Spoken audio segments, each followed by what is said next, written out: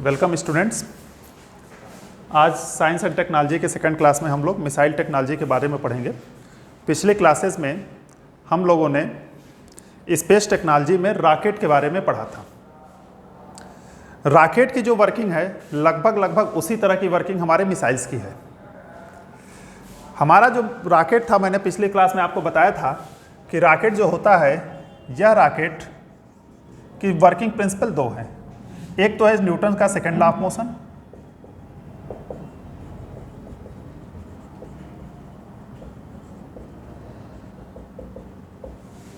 और सही से हम कह दें तो इसका ये है law of conservation of linear momentum, और दूसरा है Newton's third law of motion. इसी को हम कहते हैं क्रिया प्रतिक्रिया का नियम या law of action and reaction.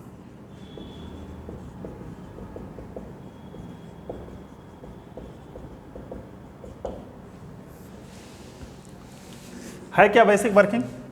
जैसे मैं पिछली बार में बताया था आपको रॉकेट में, फिर से मैं उसी को रिकॉल कर रहा हूं। ये हमारा रॉकेट है, इसमें डिफरेंट स्टेज में क्या होते हैं, हमारे फ्यूल और ऑक्सीडाइजर, या मोटे मोटे तौर पे कहें तो प्रोपेलेंट भरे गए होते हैं। जब क्या है किसी इसमें ऑक्सीडाइजर और फ्यूल जलते हैं तो जलने के कारण गैसें बाहर की तरफ निकलती हैं। ये गैसें नीचे की तरफ निकलती हैं तो न्यूटन के तीसरे नियम से law of action and reaction से ऊपर की तरफ ये फोर्स या अपथ्रस्ट लगाती हैं। इस अपथ्रस्ट के कारण से ये रॉकेट हमारा ऊपर उठता चला जाता है। तो यहाँ पे तो अप्लाई हो गया न्यूटन्स का थर्ड लॉ ऑफ मोशन। जब यह रॉकेट ऊपर जाता है तो जिस पार्ट्स का पूरा कंजंक्शन हो जाता है, जिस पार्ट्स के फ्यूल और ऑक्सीडाइजर पूरी तरह से जल जाते हैं, वो पार्ट फिर अलग हो जाता है। तो अलग हो जाने के कारण इसका मास कम होता है, और इफेक्टिव मास कम होने के कारण इसकी वेलोसिटी क्या होती जाती है, बढ़ती चली जाती है। इस प्रकार इसमें न्यूटन का second law of motion, law of conservation of linear momentum apply हो जाता है। तो जो हमारे मिसाइल्स होते हैं, मिसाइल्स में भी मैक्सिमम की वर्किंग जो होती है वो रॉकेट के ही आधार पे होती है। अगर हम एक तरह से देखें तो हमारे रॉकेट में और मिसाइल्स में मात्र दो डिफरेंस है।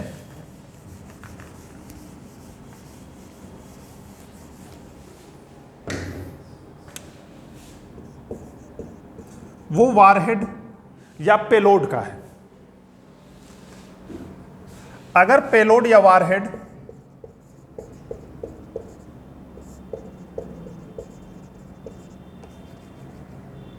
हमारा सैटेलाइट हो या उपग्रह हो तो उसको हम कहते हैं रॉकेट। जैसे ये हमारा रॉकेट या मिसाइल या कोई भी इंजन मान लीजिए, इस पे हमने यहाँ पे क्या कर दिया, सैटेलाइट रख दिया। सैटेलाइट रख करके इसको हम जब ऊपर भेजते हैं तो इस समय हमारा जो ये लॉन्चिंग व्हीकल है, इस लॉन्चिंग व्हीकल को हम नाम देते हैं रॉकेट। लेकिन अगर यही पेलोड या वारहेड हमारा जो है, ये हमारा कोई आर्मामेंट या कोई हथियार हो जाए, ठीक है, जैसे एटम बम हो सकता है, न्यूक्लियर बम हो सकता है, RDX हो सकता है, दूसरे एक्सप्लोसिव हो सकते हैं, कुछ और हो सकते हैं। तो जो हमारा पेलोड या वारहेड इस लॉन्चिंग व्हीकल पे कोई आर्मामेंट हो जाता है तो उस केस में इसका जो होता है, इसको हम कहते हैं मिसाइल्स। इस प्रकार रॉकेट और प्रक्षेपास्त्र में जो बेसिक अंतर है वो इसके द्वारा क्या चीज ले जा रही है इसके ऊपर निर्भर करता है। अगर ये सैटेलाइट है तो उसके केस में हम रॉकेट कहेंगे, ये कोई हथियार है, कोई अस्त्र है, तो उस केस में उसको हम कहेंगे कि ये मिसाइल्स है। तो इस प्रकार जो लॉन्चिंग व्हीकल या मिसाइल्स है उसकी भी सेम वर्किंग होती है जो रॉकेट की वर्किंग होती है, जिसको कि हम लोगों ने पिछले लेक्चर्स में पढ़ा था और देखा था, और थोड़ा सा रिवाइज हमने आपको आज कर भी दिया कि उसमें क्या होता है। इसमें आपका न्यूटन्स का सेकंड नियम और थर्ड नियम होता है। इसके आधार पर हमने पिछले क्लासेस में आपको बताया था कि रॉकेट में सॉलिड फ्यूल हो सकता है, सॉलिड ऑक्सीडाइजर हो सकता है, या फ्लूइड स्टेज में हो सकता है, या क्रायोजेनिक स्टेज हो सकती है। तो ये डिफरेंट स्टेज थी, उसको हम लोगों ने पिछले टर्म्स पे डिस्कस किया था। मैं फिर से आपको एक बार बता देना चाहता हूँ कि जो भी लॉन्चिंग व्हीकल्स हैं वो रॉकेट और मिसाइल्स केवल इस आधार पे हो जाते हैं कि उसके द्वारा क्या ले जाया जा रहा है, उसके ऊपर क्या रख करके हम प्रक्षेपित कर रहे हैं। अगर उसके ऊपर हम सैटेलाइट रख रहे हैं तो ये रॉकेट है, अगर उसके ऊपर हम पेलोड या वारहेड रख रहे हैं तो आर्मामेंट या मिसाइल्स। अब हम बात करेंगे मिसाइल्स के कैटेगराइजेशन की, कि आखिर मिसाइल्स को हम कैसे कैटेगराइज करते हैं। जैसे बार बार हम कहते हैं ना कि ये हमारा पृथ्वी मिसाइल है, एयर टू एयर है या एयर टू सरफेस है, क्रूज है, बैलिस्टिक है, क्या है। तो इसके लिए जो हम से यूज करते हैं, मैंने पहले भी आपको बताया था कि किसी भी चीज़ को कैटेगराइज करने के हमारे कई आधार हो सकते हैं। जैसे मान लीजिए किसी क्लास में बच्चे हैं, इन बच्चों को कैटेगराइज करने का आधार ये हो सकता है on the basis of gender, on the basis of medium, Hindi medium के हैं, इंग्लिश मीडियम के हैं, on the basis of rural background के हैं, अर्बन बैकग्राउंड के हैं, कहाँ हैं। तो इस तरह से एक ही व्यक्ति को हम कई आधार पर कैटेगराइज कर सकते हैं। ठीक उसी तरह से मिसाइल के केस में भी हम करते हैं, और जो हम करते हैं उसके मैं अलग अलग बात कर रहा हूँ। सबसे पहला जो हमारा कैटेगराइजेशन का तरीका है वो है ऑन अस्त्र जो ले जाया जा रहा है अस्त्र के आधार पर, on the basis of armaments. इस आधार पर हमारे मिसाइल दो तरह के हो सकते हैं, कन्वेंशनल मिसाइल्स और नॉन कन्वेंशनल मिसाइल।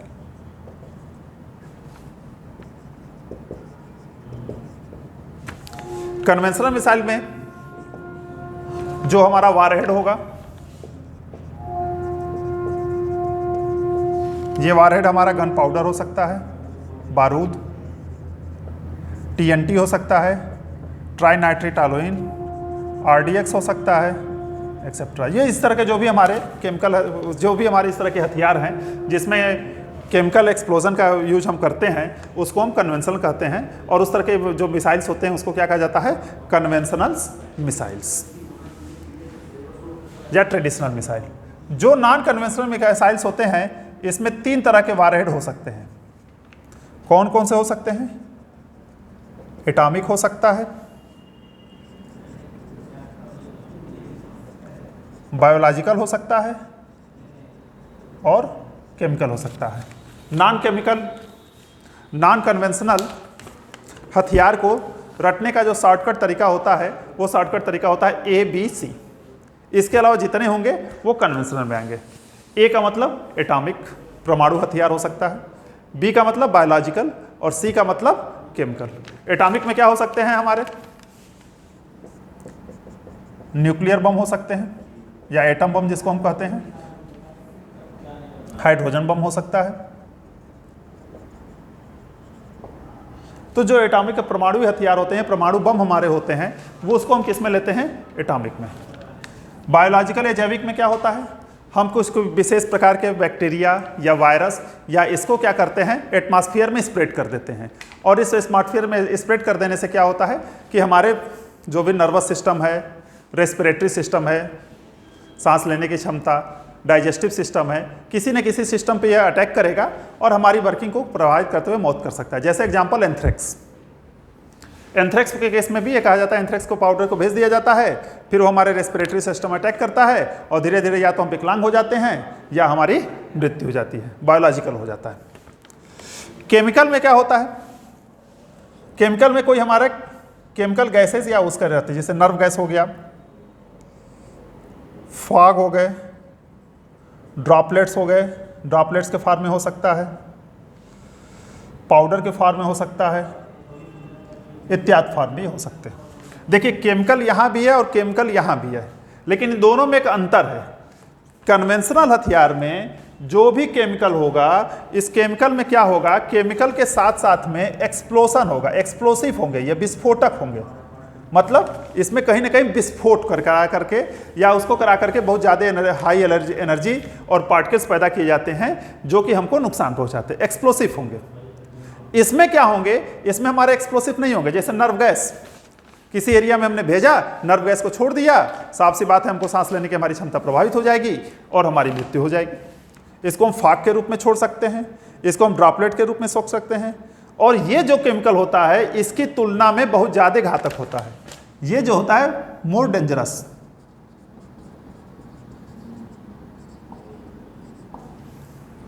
हो सकता हो कोई हम ऐसा केमिकल छोड़ दें जो ब्लड में हमारे क्लॉटिंग कर दे, ब्लड की क्लॉटिंग हो जाएगी, हैमरेज हो सकता है। पल्मोनरी एजेंट को हमारे क्या कर सकता है, ब्लॉक कर सकता है, सांस लेने की हमारी क्षमता को प्रभावित कर सकता है, सांस लेने की हमारी क्षमता प्रभावित हो जाएगी, हमारी डेथ हो जाएगी। तो इस प्रकार से अगर हम कन्वेंशनल उस पर हथियार भेजते हैं तो उसको कन्वेंशनल मिसाइल कहते हैं, और अगर नॉन कन्वेंशनल हथियार भेजते हैं तो उसको क्या कहते हैं, non conventional missiles. Non conventional बार बार बता रहा हूँ, एटॉमिक, बायोलॉजिकल एंड केमिकल। मैं फिर से एक बार आपको ये बता दूं कि केमिकल जो होता है, केमिकल यहाँ भी है, केमिकल यहाँ भी है, लेकिन इस केमिकल में क्या होगा, एक्सप्लोजन होगा, और इसमें एक्सप्लोजन नहीं होगा।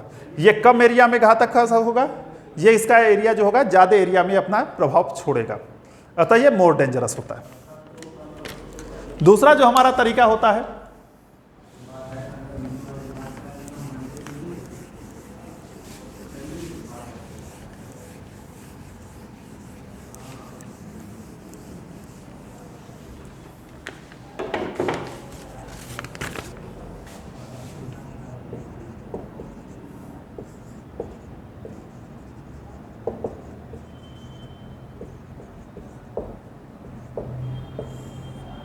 ऑन बेसिस ऑफ गाइडेंस के आधार पे। इस आधार पे हमारे दो तरह की मिसाइलें होती हैं,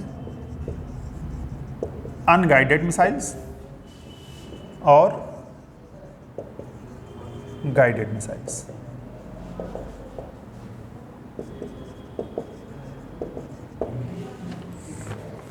अनगाइडेड मिसाइल का मतलब क्या है, हमने इसको फेंक दिया, ये किधर जा रहा है इस पे हमारा कोई भी कंट्रोल नहीं है। गाइडेड का मतलब हुआ कि हम उसको गाइड नहीं कर रहे हैं, हम उसको दिशा निर्देश नहीं दे रहे हैं कि नहीं तुमको इसी डायरेक्शन में जाना है।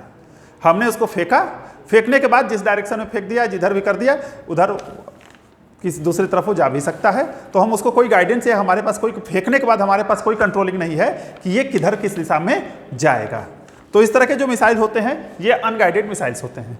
ये मिसाइल अब आज के डेट में मेरे समझ से शायद ही किसी देश में अनगाइडेड मिसाइल्स का यूज हो रहा हो। सभी के सभी आज के डेट में जो मिसाइल्स हैं वो गाइडेड मिसाइल्स हैं।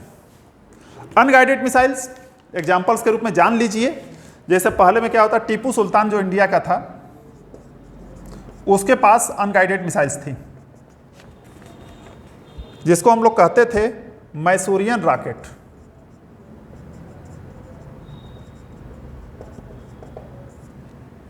टीपू सुल्तान के पास इंडिया में सब गाइडेड मिसाइलें थी, और उसी के टेक्नोलॉजी का यूज करके बाद में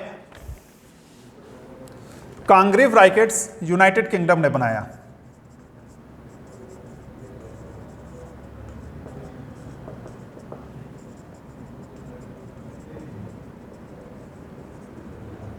चूंकि उस समय भारत पे अंग्रेजों का राज्य था, अंग्रेज धीरे धीरे भारत में अपने राज्य स्थापित कर रहे थे, तो उन्होंने क्या किया, जब टीपू सुल्तान को हराया तो टीपू सुल्तान को हराने के बाद चौथे अंगल मैसूर युद्ध में, तो उन्होंने उसके अनगाइडेड मिसाइल जो थी मैसूरियन रॉकेट थी उसके टेक्नोलॉजी को देखा, और उसके टेक्नोलॉजी के आधार पर थोड़ा सा मॉडिफिकेशन करके उन लोगों ने यूके में बनाया मिसाइल्स, और उसको नाम दिया गया कांग्रेव रॉकेट्स।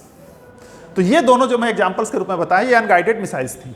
इसमें क्या होता था कि प्रक्षेपण के बाद जब हम मिसाइल को लॉन्च कर देते थे तो लॉन्च करने के पश्चात इसके पास कोई भी, अब हमारे पास कंट्रोल नहीं था कि नहीं, पता चला मान लीजिए हमने इसको फेंका सामने जाने के लिए, दुश्मन इधर चला गया, तो हमारे पास ऐसा कोई तरीका नहीं है कि मैं इसका डायरेक्शन इधर से इधर चेंज कर दूं।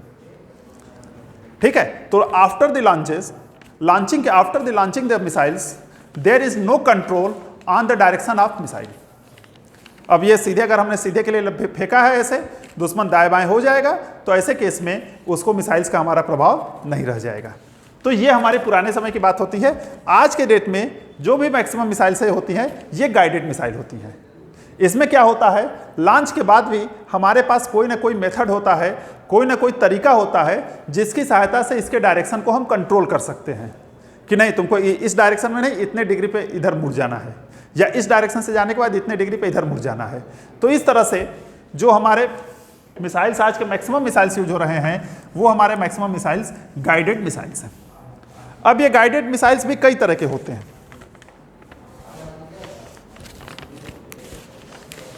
जैसे एक एग्जांपल में हम ले लें, इनर्शियल गाइडेंस।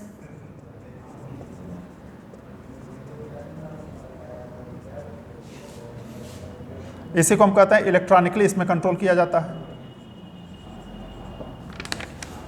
इनर्शियल गाइडेंस में क्या होता है, मिसाइल्स को लॉन्च करने से पहले ही इलेक्ट्रॉनिक डिवाइसेस में या इलेक्ट्रॉनिक्स माध्यम से या सॉफ्टवेयर के माध्यम से हम इसमें फीड कर देते हैं कि इसको इतने डिग्री पर इतने डायरेक्शन में जाना है, इस डायरेक्शन में जाना है, इतने डिग्री पर जाना है, आफ्टर दैट इसको इस डायरेक्शन में टर्न हो जाना है, फिर इतने डिग्री पे इतने दूर तक मूव करना है। तो ये पूरी की पूरी जो इंफॉर्मेशन होती है वो प्रोग्रामिंग के रूप में हम लॉन्च करने से पहले ही सॉफ्टवेयर या इलेक्ट्रॉनिक डिवाइसेज में उसमें फीड कर देते हैं और वो फिर उसी के अनुसार काम करता चला जाता है। तो इसलिए इसको हम कहते हैं इनर्शियल गाइडेंस, और इसको कंट्रोल किसे किया जाता है, इलेक्ट्रॉनिकली किया जाता है। दूसरा तरीका क्या होता है, इंफ्रारेड सीकर।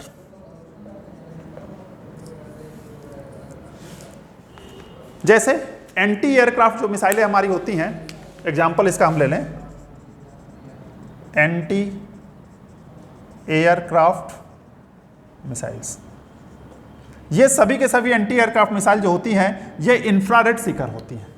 इंफ्रारेड सीकर क्या है, हमें पता है कि कोई भी एयरक्राफ्ट एरोप्लेन जब उड़ता है और अपने मोशन के दौरान क्या होता है, उससे तमाम रेज निकलती हैं, उसमें इंफ्रारेड भी होती हैं। तो इसमें हम क्या कर लेते हैं, एक सेंसर लगा देते हैं और वो सेंसर इंफ्रारेड को सेंस करता है। जहां जहां उसको इंफ्रारेड मिलेगा उसी डायरेक्शन में वो सेंसर उसको सेंस करेगा और सेंस करने के बाद ऑटोमेटिकली उसका डायरेक्शन जो होता है मिसाइल का क्या होता रहेगा, चेंज होता रहेगा। फॉर एग्जांपल जैसे समझिए, सपोज करिए हमारा कोई एयरक्राफ्ट है, अपने मिसाइल है, हमने इसको छोड़ा कि भैया ऐसा है कि एयरक्राफ्ट के लिए तुम ऐसे ही आओ। अब एयरक्राफ्ट ने अपना डायरेक्शन इधर मोड़ लिया, तो अब इधर मोड़ लिया, तो अब इस डायरेक्शन में इसको क्या होगा, इंफ्रारेड नहीं मिलेंगे। इंफ्रारेड इसको कहां से मिल रही है, इधर से मिल रही है, तो इधर से मिल रही है तो ये तत्काल अपने डायरेक्शन को इधर मोड़ लेगा, फिर ये इधर चला। फिर मान लीजिए एयरक्राफ्ट नीचे हुआ, फिर इसको क्या होगा, इंफ्रारेड अब नीचे से मिलने लगेंगी, तो सेंसर हमारा सेंस करेगा, सेंस करने के साथ ही ऑटोमेटिकली यहाँ क्या करेगा, डाउन करता चला जाएगा। तो इस प्रकार से इंफ्रारेड सीकर के आधार पर भी इनर्शियल गाइडेंस के अलावा दूसरा जो गाइडेंस का तरीका होता है वो हमारा होता है इंफ्रारेड सीकर। इस इंफ्रारेड सीकर के आधार पर भी हम क्या कर सकते हैं, इसके गाइडेंस को, टेक्नोलॉजी को बना सकते हैं। तीसरा हमारा जो गाइडेंस का तरीका होता है रडार लगा करके।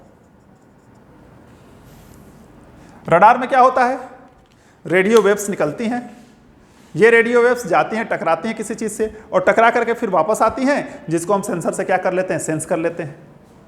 ठीक है, तो इसमें क्या होता है कि ऑलरेडी मिसाइल के साथ एक छोटा सा रडार लगा रहता है और ये रडार क्या होता है, रेडियो वेव्स को भेज करके दुश्मन की लोकेशन को लेता रहता है और उसके अनुसार हमारा जो मिसाइल्स का डायरेक्शन है वो हमारा चेंज होता रहता है। Example BrahMos missile,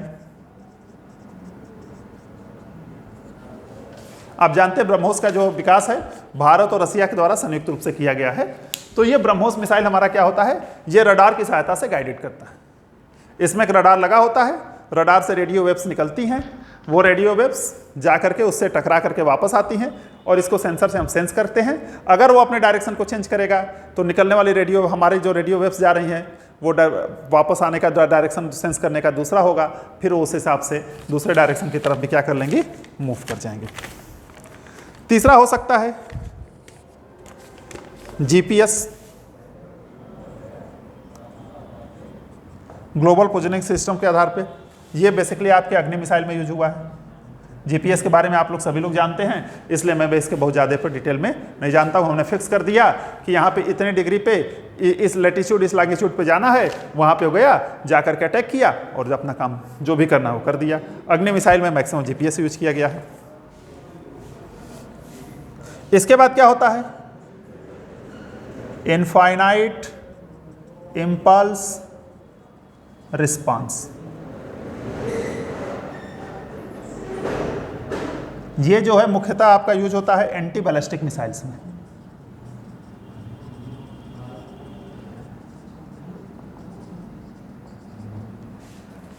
infinite impulse response ये हमारा जो होता है बेसिकली यूज होता है एंटी बैलिस्टिक्स मिसाइल्स में। इसमें क्या होता है, बेसिकली किसी चीज से टकराना है, हमने इसको भेज दिया, भेजने पे बाद क्या होता है, इंटरेक्शन के बीच से इसके तमाम एनर्जीज या तमाम रेज निकलती हैं, उस रेज को हम सेंस करते हैं और उस सेंस करके आधार पे अगर ये डायरेक्शन को मुड़ेंगे तो हमारा भी डायरेक्शन क्या हो जाएगा, चेंज हो जाएगा।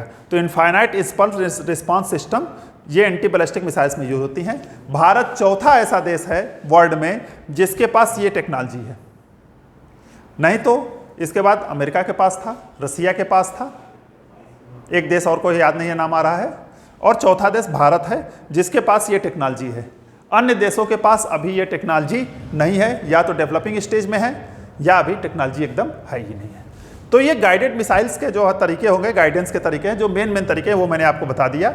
इनर्शियल गाइडेंस, इसमें क्या होता है, इलेक्ट्रॉनिकली पहले सॉफ्टवेयर में हम फीड कर देते हैं, इतने हाइट पर, इस डायरेक्शन में, इतने एंगल पर टर्निंग है, इतने हाइट पर फिर आना है, जो भी डिफरेंट डायरेक्शंस हैं वो प्री डिसाइडेड डायरेक्शंस होते हैं, उसमें हम फीड कर देते हैं। फीड करने के बाद इसको हम चेंज करते रहते हैं प्रोग्रामिंग से। दूसरा होता है इंफ्रारेड सीकर, जिसमें टारगेट है, टारगेट को से जो इंफ्रारेड निकल रही हैं उस इंफ्रारेड को हम सेंस करते हैं, टारगेट का डायरेक्शन चेंज होगा, आने वाले इंफ्रारेड का डायरेक्शन चेंज होगा, उसके अनुसार हमारे मिसाइल का डायरेक्शन क्या हो जाएगा, चेंज हो जाएगा। मुख्यतः इसको हम यूज करते हैं एंटी एयरक्राफ्ट मिसाइल्स में, क्योंकि इसके लिए जरूरी है कि टारगेट से इंफ्रारेड निकले। तो जैसे जो कोई भी एयरक्राफ्ट होगा, एरोप्लेन होगा, अगर वो उड़ान में है तो उससे इंफ्रारेड जरूर निकलेंगे, उससे तमाम रेज निकलती हैं, लेकिन उसमें इंफ्रारेड को हम चेक कर लेते हैं। तीसरा होता है रडार। रडार में क्या होता है कि मिसाइल अपने साथ खुद ही रडार को लेकर चलता है, रेडियो वेव्स को भेजता है। जैसे ये रेडियो वेव्स है, डिफरेंट डायरेक्शन में रेडियो वेव्स दिया, सामने टारगेट होगा, टारगेट से रेडियो वेव से वो क्या करेगा, टकराएगा, टकराने के बाद रेडियो वेव्स वापस आएगी, तो उसमें सिस्टम होता है वो ऑलरेडी कैलकुलेट कर लेता है कि किस डायरेक्शन वाले से मिनिमम आया है, वो उस डायरेक्शन में हमारा क्या होता है, मिसाइल्स टर्न हो जाती है। तो ये हो जाती है, स्पेशली यूज किया गया ब्रह्मोस में। दूसरा होता है जीपीएस। जीपीएस में हमने फिट कर दिया डायरेक्शंस वगैरह, बाद में उसको यहीं से चेंज, प्रोग्रामिंग के माध्यम से जरूरत पड़ी तो चेंज भी कर सकते हैं कि नहीं, इतने नहीं, इस लैटिट्यूड लॉन्गिट्यूड पे नहीं, इस लैटिट्यूड लॉन्गिट्यूड पर अटैक करो। तो ये हमारा हो गया अग्नि में। तीसरा होता है एंटी बैलिस्टिक मिसाइल में जो हम यूज करते हैं इनफाइनाइट इंपल्स रिस्पांस सिस्टम। तो इस प्रकार से मुख्यतः जो है हमारा एक डिफरेंट सिस्टम हो गया, जिसके आधार पर हम ये कहते हैं कि हमारा ये कैसे काम करेगा। अब अगला जो तरीका होता है इसके कैटेगराइजेशन का,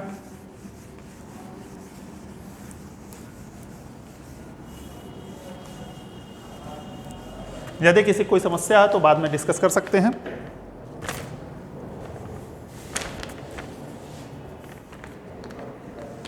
यूज के आधार पे किस तरह से मिसाइल को यूज करते हैं।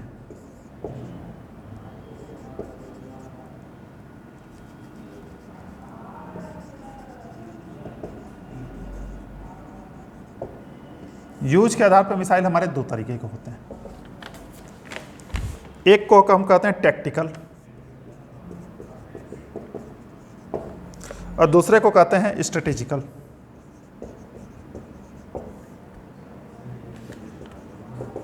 इसका एग्जाम्पल है अग्नि, अग्नि की चाहे जो सीरीज हो। इसका जो एग्जाम्पल है ये पृथ्वी और पिनाका।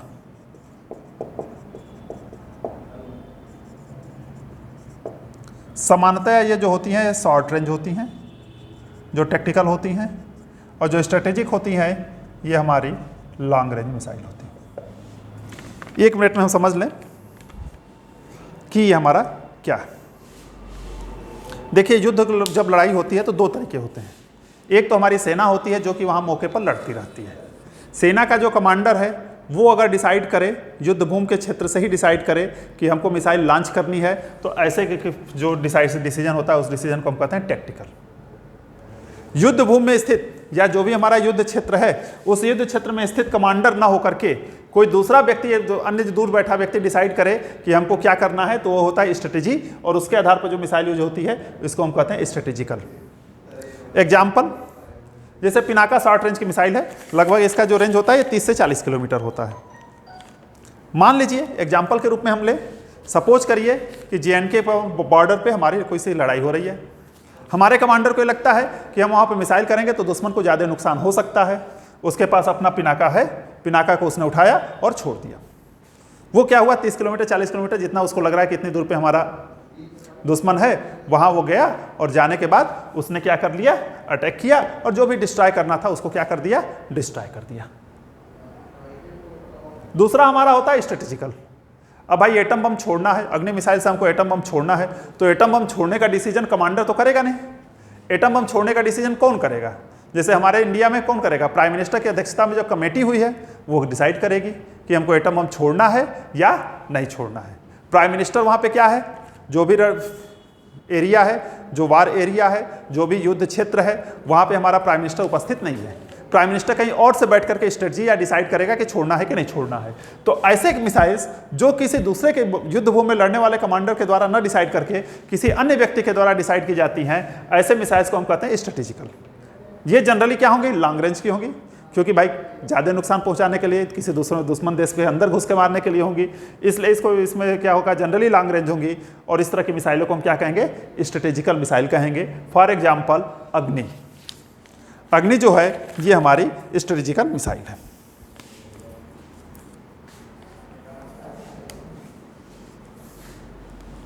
एक मिनट हम आपको बता दें, अगर किसी को थोड़ा सा कंफ्यूजन हो, यद्यपि सब लोग जानते हैं कि रेंज का क्या मतलब है। Distance between point of release and point of impact is known as range. जहां से मिसाइल को हम छोड़ रहे हैं और जहां पे मिसाइल जाकर के गिरेगी या जहां पे इम्पैक्ट करेगी, दूसरे किसी चीज से टकराएगी, तो उन दोनों के बीच की जो क्षैतिज दूरी है, that is known as the range. देखिए दो चीजें हो सकती हैं, एक है हमारा पॉइंट ऑफ इम्पैक्ट है, यहां से हमने मिसाइल छोड़ा, दूसरा ये है, ये मिसाइल हमारी ऐसे जा रही है, तो मिसाइल ने तो एक्चुअली ये दूरी ट्रेवल की है, तो ये जो दूरी ट्रेवल की है इसको हम नहीं कहते हैं रेंज। ये जो इसमें हॉरिजॉन्टल या क्षैतिज दूरी है, या एक तरह से दूसरे शब्दों का है जो इन दोनों के बीच की मिनिमम दूरी है, उसी को हम क्या कहेंगे? रेंज। तो ये वाली दूरी हमारी रेंज है, ये वाली दूरी हमारी रेंज नहीं है, ये हमारी रेंज है। तो पॉइंट ऑफ इंपैक्ट से, पॉइंट ऑफ रिलीज से पॉइंट ऑफ इंपैक्ट जहां तक हमारी मिसाइल जा सकती है, उन दोनों के बीच की जो दूरी होगी, हॉरिजॉन्टल जो दूरी होगी, that is known as the range. जाने के लिए हो सकता है पाथ ये हो, जाने के लिए हो सकता है पाथ ये हो, there are so many different paths depending on the missiles, लेकिन जो मिनिमम दूरी होगी या जो हॉरिजॉन्टल दूरी होगी, उसी को हम क्या कहेंगे? रेंज। अब अगर एक निश्चित दूरी कर लें, डिसाइड कर लें कि नहीं लगभग इतने दूरी तक को हम क्या कहेंगे? Short range. इससे ज़्यादा की दूरी को हम क्या कहेंगे? Medium range. और उससे ज़्यादा की दूरी को हम क्या कह देंगे? Long range. तो इस तरह से जो लॉन्ग रेंज मिसाइलें होती हैं सामान्यतः वो स्ट्रेटेजिकल होती हैं, जो शॉर्ट रेंज मिसाइलें होती हैं वो सामान्यतः क्या होती हैं? टैक्टिकल होती हैं। टैक्टिकल मीन्स मैं फिर बता रहा हूँ, युद्ध भूमि में लड़ने वाले कमांडर के द्वारा ये डिसाइड किया जाए मिसाइल छोड़नी है कि नहीं छोड़नी है, दैट इज टैक्टिकल। युद्ध भूमि से बाहर के किसी व्यक्ति द्वारा डिसाइड किया जाए, that is known as the strategical. इस प्रकार इन दोनों के आधार पर भी हम कहते हैं कि मिसाइल क्या है।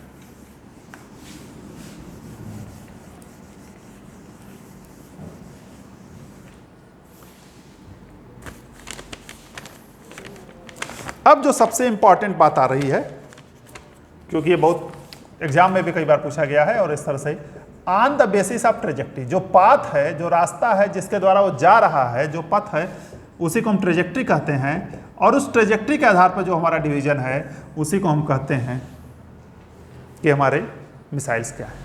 ट्रेजेक्ट्री के आधार पर मिसाइल को दो भाग में बांटते हैं, एक को कहते हैं क्रूज मिसाइल,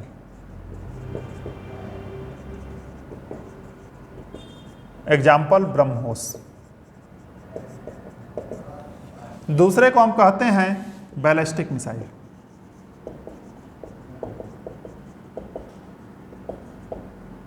एग्जाम्पल आपकी अग्नि।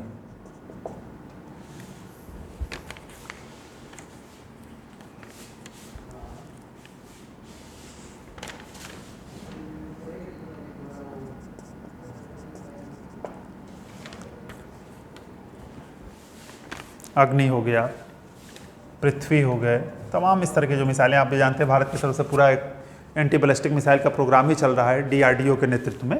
तो इस तरह से हमारी बैलिस्टिक मिसाइल हो गई, अग्नि हो गई, पृथ्वी हो गई या अन्य हो गई, और क्रूज मिसाइल ब्रह्मोस और निर्भय। ब्रह्मोस बैलिस्टिक मिसाइल में क्या होगा? जो पाथ होगा, ये पाथ हमारा पैराबोलिक होगा या परवलयाकार होगा। इसमें क्या होगा? जब हम इसको रिलीज करेंगे तो रिलीज के बाद ये किसी एक निश्चित हाइट तक जाएगा, हो सकता है ये हो सकता है यह हाइट हमारे एटमॉस्फेयर के बाहर की भी हो। वो निश्चित हाइट से जाने के बाद फिर वो क्या करेगा? वापस आएगा और वापस आने पर यह अटैक कर देगा। तो इसमें क्या होगा, बैलिस्टिक मिसाइल में जो पाथ होता है ये पाथ हमारा पैराबोलिक होता है, ठीक है, जैसा इंटरमीडिएट में हम लोग प्रोजेक्टाइल मोशन पढ़ते हैं, ठीक उसी तरह से है, ये पैराबोलिक होगा। छोड़ा जाएगा, छोड़ने के बाद एक निश्चित हाइट के थ्रू एटमॉस्फेयर से बाहर जाएगा और फिर एटमॉस्फेयर से अंदर आकर के वो क्या कर देगा, अटैक कर देगा। ये हमारा इसमें क्या होगा पाथ हमारा, इसमें केस में हमारा पाथ जो होगा ये नॉन पैराबोलिक होगा और ये किसी एक सतह दे देंगे, एक हाइट हम दे देंगे, उस हाइट के पैरेलल इसकी रहेगी।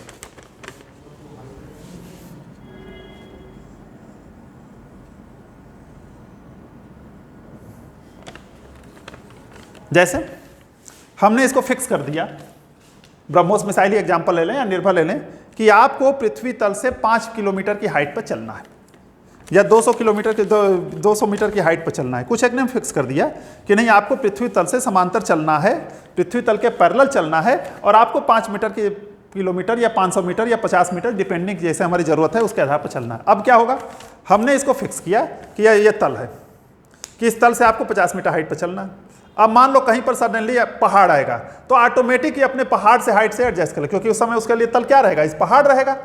सपोज कर यहाँ से चला, हमने कहा नहीं भैया 5 मीटर चलना है, 5 मीटर चलने के बाद उसको लगा कि नहीं यहाँ पे कोई पहाड़ आया, तो अब ये क्या करेगा, यहाँ से 5 मीटर ले लेगा, फिर जैसे पहाड़ खत्म हो गया नीचे आ जाएगा, फिर ये चलेगा, फिर अगर कोई दूसरा पहाड़ आए तो 5 मीटर हो जाएगा, कोई खाई आई तो और नीचे वो चला जाएगा। तो इस तरह से सतह के वो एक लगभग समांतर रहेगा।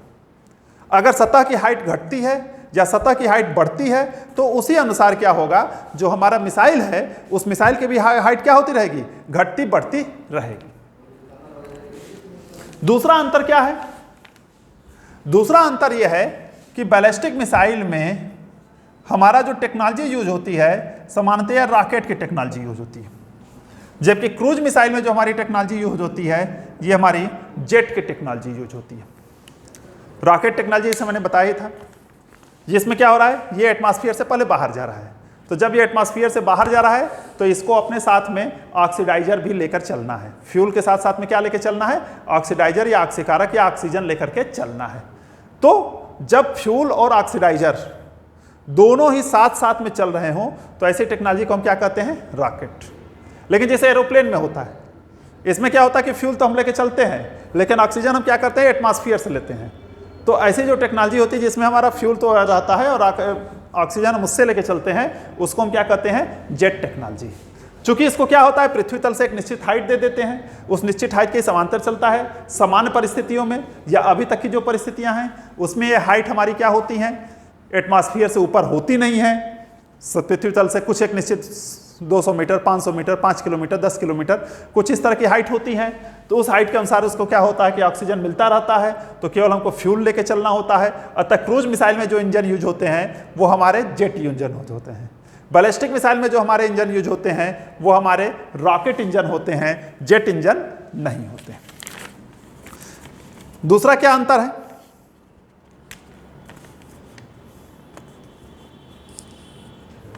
इसमें समस्या यह रहती है कि यह हो सकता है बैलिस्टिक मिसाइल्स को रडार से पकड़े जाने की संभावना अधिक होती है।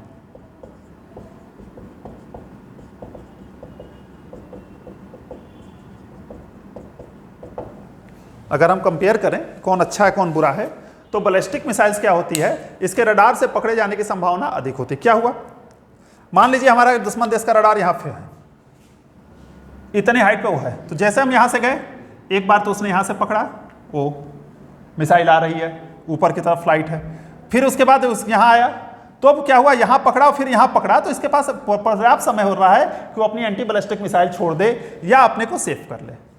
क्रूज में क्या होता है, ये पृथ्वी तल के समांतर चलता है, तो इसलिए हम हाइट क्या होता है, क्योंकि रडार के लिए एक निश्चित है कि इससे कम की हाइट को ये नहीं पकड़ पाएगा, तो इसलिए क्या होता है कि अगर हम उस हाइट से कम को फिक्स कर दें तो क्रूज मिसाइल क्या होगा, इसके रडार से पकड़े जाने की संभावना क्या होगी, कम होगी।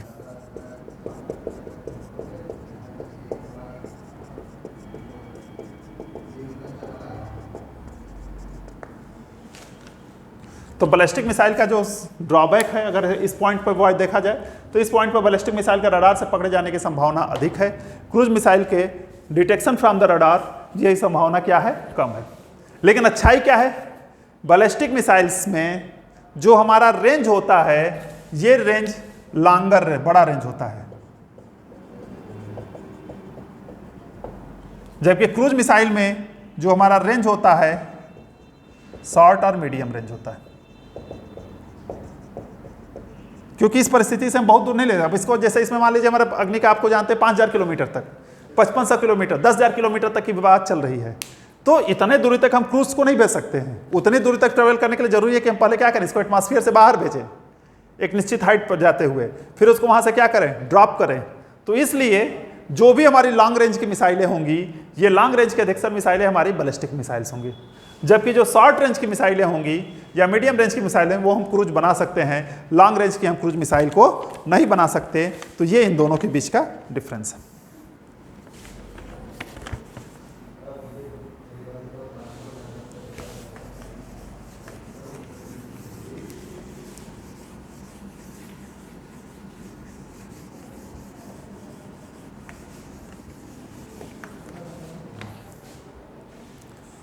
अब हम बात कर लें रेंज के आधार पर।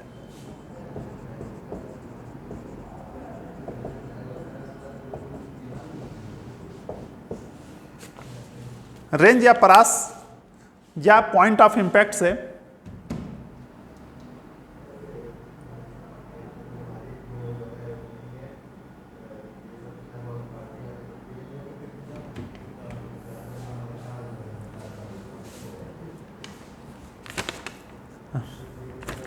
रेंज के आधार पे जो सबसे पहला है शॉर्ट रेंज, हमने डिसाइड कर लिया कि इतने से इतनी दूरी को हम रेंज कहेंगे, मतलब शॉर्ट रेंज कहेंगे। शॉर्ट रेंज का मतलब होता है 150 किलोमीटर से 799 किलोमीटर तक। एग्जाम्पल है पृथ्वी 1, 2, 3। तो अगर हमारे जो मिसाइल है उसका रेंज का मतलब मैं बताया था कि पॉइंट ऑफ रिलीज से पॉइंट ऑफ इम्पैक्ट, जहां से हम छोड़ रहे हैं और जहां पे वो जाके हिट करेगी, इन दोनों के बीच की जो हॉरिजॉन्टल दूरी है that is known as the range. ये नहीं यहां से हमने छोड़ा, यहां पे हिट किया, ऐसे जाके हिट कर रहा है कि ऐसे जाके हिट कर रहा है, इससे हमसे नहीं मतलब। ये जो दूरी है, ये जो हॉरिजॉन्टल दूरी है, ये हमारा रेंज है। अगर ये दूरी 150 किलोमीटर से 799 किलोमीटर तक की हो तो इसको हम क्या कहेंगे, शॉर्ट रेंज। एग्जाम्पल है पृथ्वी 1, 2 एंड 3।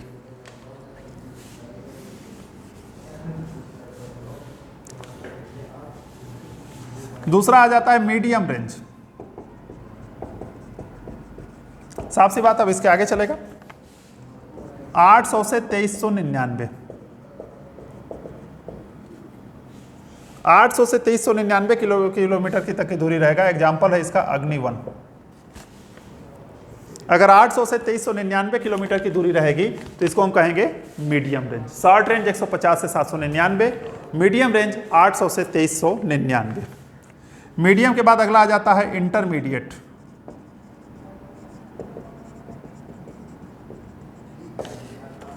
यह दूरी होती है आपकी 2400 किलोमीटर से 5499 किलोमीटर। अग्नि 2, 3, 4, K4। और इसके बाद आ जाता है इंटरकॉन्टिनेंटल। ये दोनों लार्ज रेंज हैं। इंटरकॉन्टिनेंटल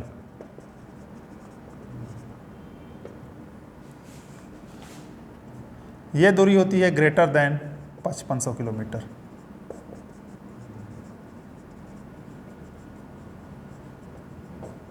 एग्जाम्पल है अग्नि 5। अग्नि 5 आप जानते हैं लगभग 5500-5600 किलोमीटर की है। इसको हम कहते हैं इंटरकॉन्टिनेंटल। कितना होगा, कितना 40 मिनट हो गया, 10-15 मिनट हो गया, मतलब कम ना हो जाए। इंटरकॉन्टिनेंटल 5500 किलोमीटर, 5500 किलोमीटर या उससे अधिक की दूरी की है। जैसे अभी है अग्नि 5, अग्नि 6 जिसकी बात चल रही है,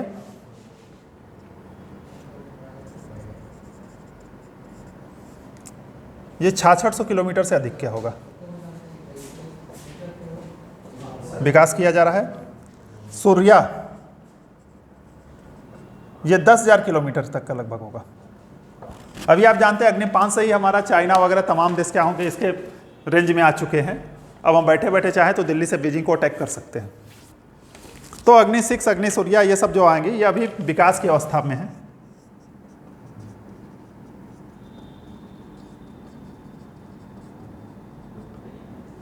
अब जब ये आ जाएंगे 6600 किलोमीटर, 10,000 किलोमीटर, तो ये सब जब हमारे आ जाएंगे तो ये अलग बात हो जाएगी। K4 एक आप नाम सुन रहे होंगे। K4 को मैं थोड़ा सा ब्रीफ कर दूं आपको। K4 और K5 ये हमारी सबमरीन लॉन्च्ड बैलिस्टिक मिसाइल हैं।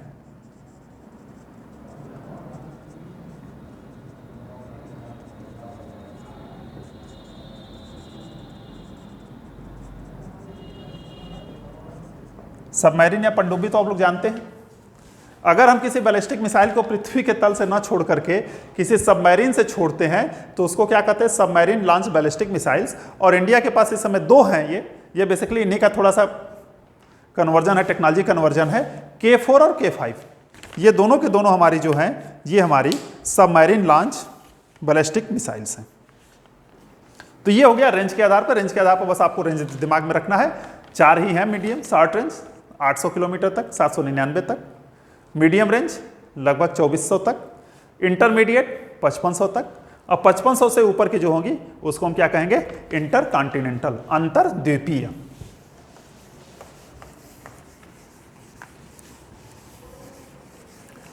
अब अगला जो डिवीजन है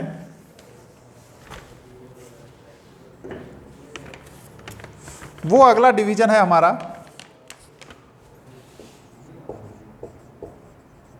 on the basis of point of release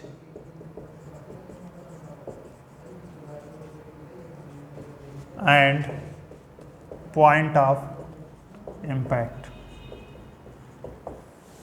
जैसे आप लोग पढ़े होंगे थोड़ा सा, तो इतना आप लोग जानते होंगे, सतह से सतह, सतह से आकाश से सतह।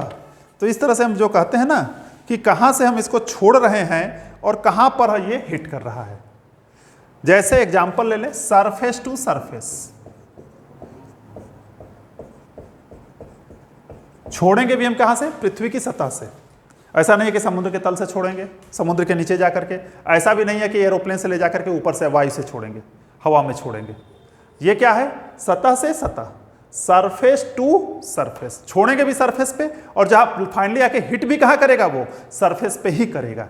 तो ऐसी जो मिसाइल्स होंगी उसको हम क्या कहेंगे, सरफेस टू सरफेस। एग्जाम्पल पृथ्वी 3। कई बार आपको परीक्षा में मिलाने को दे देता है, मिलाइए, लिख देगा पृथ्वी 3, सतह से सतह, इधर देख जाएगा सतह से वायु या सतह से आकाश, ये लिखेगा सतह से समुद्र। तो आपको मिलाना रहेगा कि कौन क्या है। तो surface to surface, surface to surface जो हमारा होता है इसको हम कहते हैं पृथ्वी 3, स्थल से स्थल। अगला हो सकता है सरफेस टू एयर। सरफेस का अर्थ हमारा यहाँ पे समुद्र भी है, ये ध्यान रखिएगा, समुद्र भी हमारा है जो, ये सरफेस ही में आता है। एयर या ऊपर जो हवा में है उसको छोड़ करके बाकी जो चीज़ें आएंगी, चाहे पृथ्वी तल पे हो, चाहे समुद्र के तल पे हो, चाहे जहाँ हो, उसको हम क्या कहेंगे, सरफेस टू सरफेस। एक समुद्र तल से दूसरे समुद्र तल पर भी हिट कर रहे हैं तो किस में आएगा, सरफेस टू सरफेस में भी आएगा। ये नहीं है कि समुद्र के लिए अलग कैटेगरी किया गया है। अगला आता है सरफेस टू एयर। मतलब पता चला कि कोई एयरक्राफ्ट जा रहा है, कोई हवाई जहाज ऊपर जा रहा है और नीचे हम जमीन से मार करके उसको गिरा दें, तो ये हमारा क्या हो जाएगा, सरफेस टू एयर। इसका एग्जाम्पल क्या है, आकाश।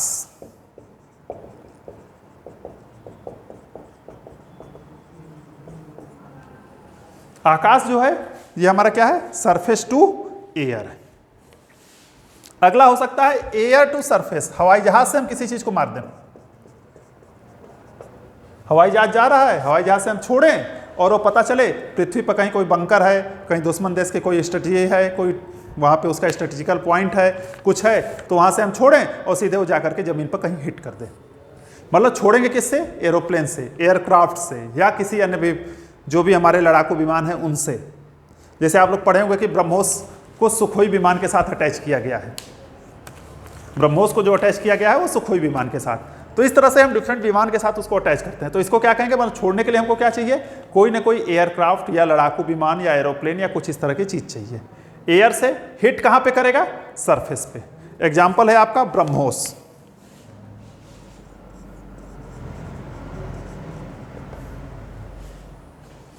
अगला उसके बाद आता है एयर टू एयर। किसी एरोप्लेन को मारना, एरोप्लेन सही छोड़े, उड़ते हुए किसी दूसरे एरोप्लेन को हिट कर दे, उसको डिस्ट्रॉय कर दे, उसको बर्बाद कर दे, उसको नष्ट कर दे, तो उसको हम क्या कहेंगे, एयर टू एयर। एग्जाम्पल है हमारा अस्त्र। तो इस तरह से आप लोग और भी डिटेल में थोड़ा सा देख लीजिएगा, कहीं भी आप गूगल पे भी सर्च कर लेंगे, जो भी आपकी मेन मुख्य मिसाइलें हैं उसके बारे में जब आप पढ़ेंगे तो खुद ही बता देगा क्या है, सरफेस टू सरफेस है, सरफेस टू एयर है, एयर टू सरफेस है, या एयर टू एयर है। हमारा K4 और K5 किस में आएंगे,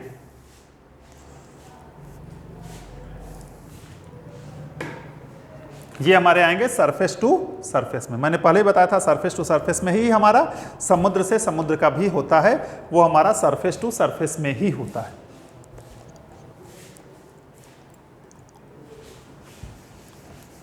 हम कुछ मिसाइलों के बारे में, मुख्यतः बारे में मैं आपको बता देता हूं।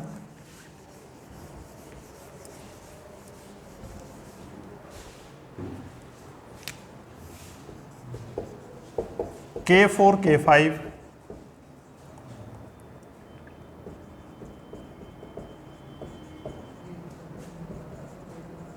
सबमरीन लॉन्च्ड बैलिस्टिक्स मिसाइल है। Anti ballistic missile,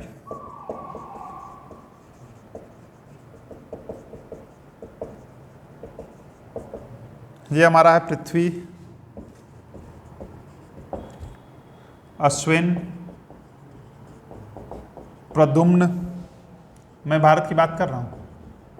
anti ballistic missile क्या है, जैसे कोई मान लो चाइना ने कोई हमारा मिसाइल हमारे ऊपर छोड़ा या पाकिस्तान ने हमारे ऊपर मिसाइल छोड़ा, हमारा जो रडार सिस्टम है या एयर डिफेंस सिस्टम है, जैसे अभी आपने देखा इजराइल में एयर डिफेंस सिस्टम की बहुत ही चर्चाएं थी।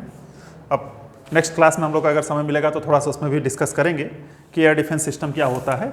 तो जैसे मान लीजिए हमको पता चला कि चाइना ने हमारे ऊपर मिसाइल छोड़ा, हम क्या करें कि अपने एक दूसरे मिसाइल की सहायता से उसको क्या करें, ऊपर ही एटमॉस्फियर में ही कहीं पर नष्ट कर दें, और नष्ट करने के साथ उसको हम ऐसी जगह पर गिराएं जहां पे हमारा नुकसान ना हो।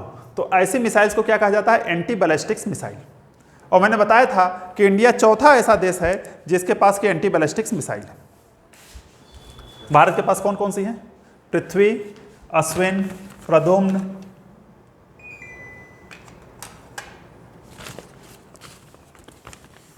पृथ्वी, अश्विन, प्रद्युम्न, ये सब के सब क्या है, anti ballistics missile. Anti satellite missile,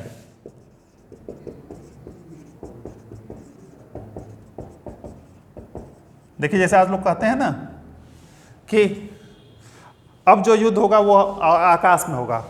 आकाश में कहने का अर्थ क्या है, सैटेलाइट सिस्टम ही जो होता है हमारा कम्युनिकेशन सिस्टम होता है।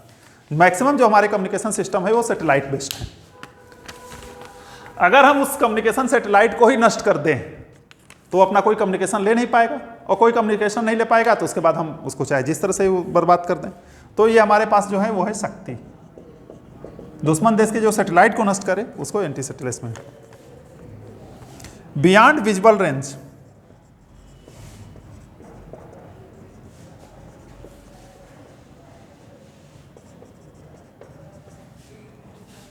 अस्त्र। Air to air missile, air to air missile जिसकी रेंज 37 किलोमीटर से अधिक हो उसको हम कहते हैं बियॉन्ड विजुअल रेंज, VVR। ये हमारा हो गया अस्त्र है, ये हमारा लगभग है 40 किलोमीटर दूरी तक। एक और तरीका है इसके बांटने का, on the basis of kill property, मारने के जो तरीके हैं उसके आधार पे भी हम इसको डिवाइड कर सकते हैं कि ये क्या है।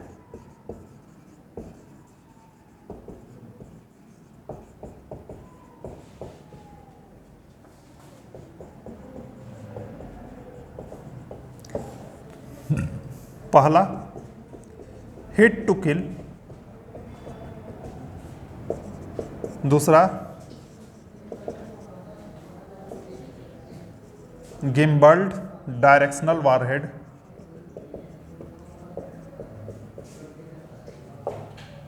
और तीसरा proximity use. Hit to kill में क्या है, हमने अपनी मिसाइल को छोड़ा, वो गया, उसको पता है कि यहाँ पे यह है, सीधे जाकर के वहाँ पे हिट किया और हिट करने के बाद उसको डिस्ट्रॉय कर दिया, तो इसको हम कहते हैं हिट टू किल्ड। अगला आता है गिम्बल डायरेक्शनल वारहेड। इसमें क्या होता है, जैसे आप लोग को एक छोटा सा एग्जांपल के रूप में बताएं, आप लोग अभी रामायण महाभारत तमाम चीजें देखे होंगे, उसमें क्या होता था, एक तीर छोड़ा जाता था और वो तीर जाकर के कई 5-10 तीरों में बढ़ जाता था, वो हमारा क्या है, गिम्बल डायरेक्शनल वारहेड। अब 10 तीर में बढ़ जाएगा तो कोई ना कोई तीर तो जाकर के हिट कर ही देगा। तो इसमें भी क्या होता है, वही टेक्नोलॉजी है, सेम टेक्नोलॉजी यहाँ पे है। इसमें क्या किया जाता है कि आपको वेपन छोड़ा जाता है और जो हमारा हिट पॉइंट है, हिट पॉइंट से पहले वो कई छोटे छोटे फ्रेगमेंट्स में, कई छोटे छोटे टुकड़ों में बट जाता है और बट करके अलग अलग डायरेक्शंस में जाते हैं। तो जब वो अलग अलग डायरेक्शन में जाएंगे तो कोई ना कोई जाकर के उसमें क्या कर लेगा, गिम्बल डायरेक्शनल वारहेड, वो जाकर के हिट कर लेगा। उसका फायदा क्या होता है, इसमें क्या होता है कि मान लीजिए ये हमारा मिसाइल है, हमने इसको कहा कि यहाँ पे हिट करो, इसको पता चल गया ये हो सकता है थोड़ा सा नीचे आ जाए या थोड़ा सा दाएं चला जाए, तो ऐसे केसेस में हिट टू किल हमारा सफल नहीं होगा। लेकिन अगर गिम्बल डायरेक्शनल वारहेड होगा तो क्या होगा, ये आकर के यहाँ पे कई टुकड़ों में बढ़ जाएगा, तो ठीक है, ये वाला टुकड़ा नहीं अटैक करेगा, नीचे वाला अटैक करेगा, नीचे वाला नहीं अटैक करेगा, बाएं वाला अटैक करेगा, कोई ना कोई हमारा क्या करेगा, अटैक करेगा। तो इस तरह की जो टेक्नोलॉजी होती है उसको हम कहते हैं गिम्बल डायरेक्शनल वारहेड। और प्रॉक्सिमिटी तो आप अर्थ से ही समझ रहे हैं कि जो अप्रॉक्सीमेशन के आधार पर यूज करे उसको हम क्या कहते हैं, प्रॉक्सिमिटी यूज। तो इस तरह से ये डिफरेंट आपके कैटेगराइजेशन हो गए कि इसको कितने कैटेगरी में हम बांट सकते हैं किसी भी मिसाइल सिस्टम को। अब एक आपको नॉमेनक्लेचर बता दें कैसे लिखा जाता है। जैसे मान लीजिए पृथ्वी को लिखा गया था है सामान्यतया, एक एग्जाम्पल हम पृथ्वी के रूप में ले रहे हैं। पृथ्वी को ये लिखा जाता है SSRBM। इसका मतलब क्या है, पहला हमको ये बताता है ये दोनों की ये किस तरह की मिसाइल है। SS का मतलब क्या हुआ, सरफेस टू सरफेस। अगर ये सरफेस टू एयर रहेगा तो हम क्या लिखेंगे, SA। Surface to air missile जैसे हमने आपको एग्जांपल बताया था आकाश, तो आकाश के बारे में लिखेंगे तो ये क्या रहेगा, SA। अगर एयर टू एयर रहेगा तो ये क्या रहेगा, AA। तो इस तरह से ये अलग अलग जो होता है, ये पहले जो डेलेटर बताते ये बताते पॉइंट ऑफ रिलीज क्या है और पॉइंट ऑफ इंपैक्ट क्या है। सरफेस टू सरफेस है तो यस, सरफेस टू एयर है तो SA, एयर टू एयर है तो AA, एयर टू सरफेस है तो AS। ये क्या बताता है, शॉर्ट रेंज, रेंज के आधार पर क्या है, शॉर्ट रेंज बताया था 799 किलोमीटर का जो हमारा रेंज होगा उसको हम क्या कहेंगे, शॉर्ट रेंज। और ये दोनों बताएंगे कि बैलिस्टिक है कि क्रूज है।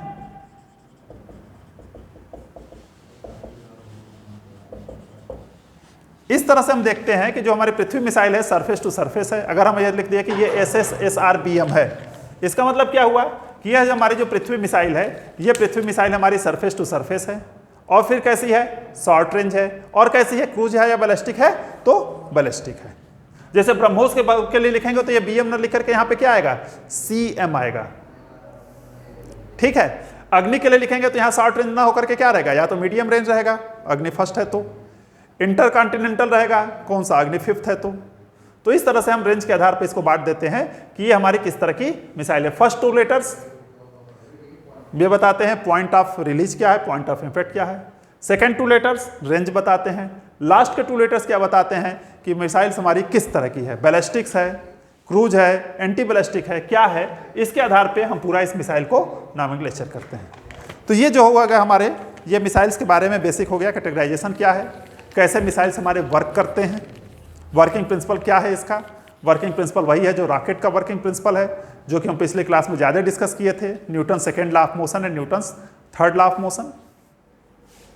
और इसके बाद रॉकेट में और इसमें बेसिक अंतर यही है कि रॉकेट में जो होता है पेलोड हमारा सैटेलाइट होता है, इसमें जो पेलोड होता है ये हमारा कोई ना कोई हथियार होगा।